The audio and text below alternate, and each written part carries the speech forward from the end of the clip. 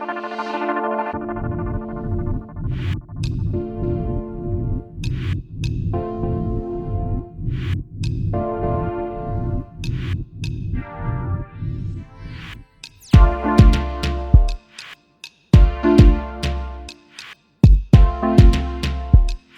tahu nggak?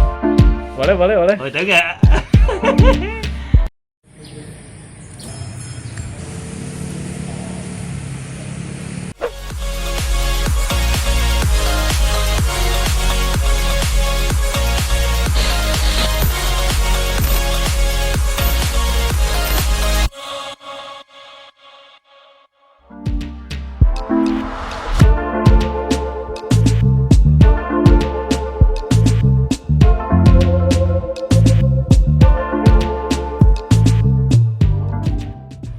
Oke, kalau dibilang harus pilih 5 sebenarnya agak bingung juga ya, karena kebetulan di rumah koleksi buku ya lumayan banyak lah. Yang pertama mungkin bagi saya buku judulnya Tersesat yang Nikmat. Nah, Tersesat yang Nikmat ini adalah buku berisi kumpulan tulisan tentang pengalaman dari Soleh Solihun yang tentunya sudah kita kenal ya. Jadi dia bersama teman-temannya termasuk saya, rekan seangkatannya, menulis pengalaman atau kisah kita selama kuliah di Vkom 4. Nah, itu dikompilasi menjadi sekian tulisan, dan itu bagi saya merupakan salah satu buku yang sangat berkesan karena saya termasuk salah satu di antara yang menyumbangkan tulisan itu. Pertama Al-Quran, karena gue harus baca tiap hari tuh. 5. 5 buku yang kira-kira mesti diselamatkan jika Jakarta tenggelam. Ada waktunya nggak nih? Saya mikir dulu. Ya boleh. Mau berpikir dulu? Mikir dulu. Boleh. Apa ya? Nah, biar nggak lupa saya catat ya. Saya ada kertas. Asik. 5 ya, 5. 5. Mau tahu nggak? Boleh. Mau tahu nggak? Kira-kira buku apa aja tuh? Seandainya Jakarta tenggelam, saya akan menyelamatkan 1. Ya. Alhamdulillah, Al-Quran. Nah, kayaknya kalau itu nggak perlu harus ada ini dah, ya kan, tahu semua. Karena itu kitab suci yang harus diselamatkan. Kemudian yang kedua, kebetulan saya menggemari subjek biografi. Salah satu biografi yang saya paling suka yaitu biografinya Bung Karno. Ada salah satu, bisa dibilang biografi atau tidak ya, jadi ada penuturan dari salah seorang putra Bung Karno yaitu Guntur, putra pertamanya, yang menuliskan kisah-kisah unik selama mereka hidup di lingkungan istana. Waktu itu Bung Karno masih menjabat sebagai presiden, dan menurut saya kisah-kisahnya itu sangat unik melalui sudut pandang seorang anak gitu ya. Jadi banyak sekali kisah yang selama ini tidak kita dapat di buku biografi beliau yang mainstream, yang sudah banyak dikenal, tapi cukup unik gitu karena dari sudut pandang yang berbeda. Terus kedua, kumpulan hadis. Nah, ini juga kan buat panduan kita nih sebagai muslim. Kumpulan hadis Riyadhus Shalihin. Itu gue belum baca sih yang buku itu ya. Itu buat panduan hidup.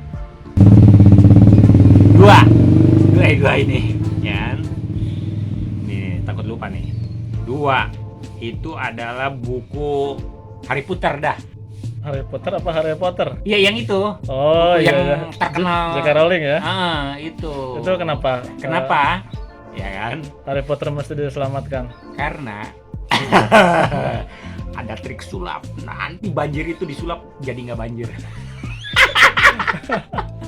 Ya emang sih itu buku bagus aja untuk dibaca. Jadi ketika saya banjir di atas di Jakarta baca ya setelah membaca Al-Quran.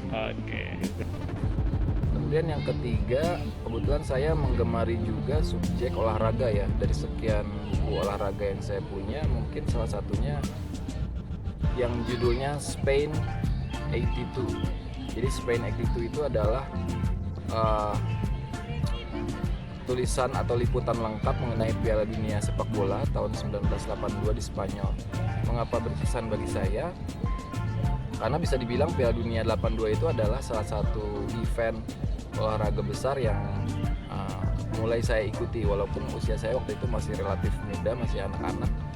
Cuma saya punya kesan tersendiri event Piala Dunia 82 itu. Jadi saya sangat menyukai bukunya yang dilengkapi dengan data fakta yang lengkap dan gambar-gambar yang menarik dengan kualitas yang sangat baik. 3, Sang Alkemis, karena gue pernah baca buku itu dan bagus. Karangan Paulo Coelho, novelnya bagus. Yang ketiga. Iya. Yang ketiga adalah Kumpulan Dongeng Nusantara. Asik. Ini karena karyan pendongeng kali ya. Iya. Jadi seandainya kebanjiran sampai meluap itu, saya akan ngumpulin anak-anak. Ya karena itu buku dongeng, ya kan? Buku dongeng. Gitu. Kemudian yang keempat, saya menggemari juga subjek sejarah. Jadi ada satu majalah terbitan luar negeri, yaitu judulnya Life at War. Jadi Life itu adalah sebuah majalah yang memang sudah terkenal reputasinya dalam melakukan liputan berbagai peristiwa di seluruh dunia. Nah, Life at War ini berupa kumpulan foto hasil jepretan fotografer majalah Life selama masa-masa perang. Jadi mulai dari, saya lupa, sepertinya mulai dari Perang Dunia Pertama, kemudian Perang Dunia Kedua, kemudian ada juga Perang Korea sampai Perang Vietnam dan seterusnya. 4, Tetralogi. Nah, ini juga bagus banget nih, novel sejarah dari Pramudiana Tatur. Waktu gua pertama baca buku Bumi Manusia itu tebal banget dan gua sangat terkesan gitu. 4. Ada buku dengan judul Manajemen Soeharto. Waduh, berat nih kayaknya. Kenapa tuh mesti diselamatkan buku Itu tentang buku Soeharto? buku pemberian dari Mbak Titi. Jadi harus diselamatkan dah. Karena Soeharto itu sosok pemimpin. 5. Ya kan? Ya, yang terakhir. Yang terakhir ada judulnya Ketika Sesuatu Harus Dituliskan. Waduh, apa tuh, buku apa? Itu sih buku belum dibaca. Gitu. Oh, jadi mesti diselamatkan dulu nanti karena belum sempat dibaca ya. Iya itu. Terus kan judulnya Ketika Sesuatu Harus Dituliskan. Banjir Jakarta itu harus dituliskan nanti. Gitu. 5, Elegi Gutenberg. Ini juga kumpulan seri cerita dari tentang hubungan sama dunia buku dan perpustakaan ya. Ini juga bagus banget, kayak mirip kita baca Intisari, majalah Intisari. Kemudian yang terakhir ya, kalau memang harus 5, masih subjek sejarah juga. Kebetulan saya sangat menggemari peristiwa seputar tahun 65, yaitu saat terjadi yang kita sebut pemberontakan G30S ya. Jadi dari sekian banyak buku, yang paling saya ingat dan saya bilang unik itu adalah buku judulnya Kronik 65. Jadi Kronik 65 ini adalah uraian lengkap kronologis seputar peristiwa G30S mulai dari 1963 sampai 1971, karena itu rangkaian sebelum dan sesudah peristiwa. Jadi cukup menarik dan disajikan sangat lengkap. Ada ribuan dokumen bisa kita lihat di situ, dan bukunya pun sangat tebal ya, mungkin lebih dari 400 halaman. Itu jadi salah satu buku paling tebal yang saya miliki, sekaligus yang menyajikan paling lengkap mengenai peristiwa seputar G30S.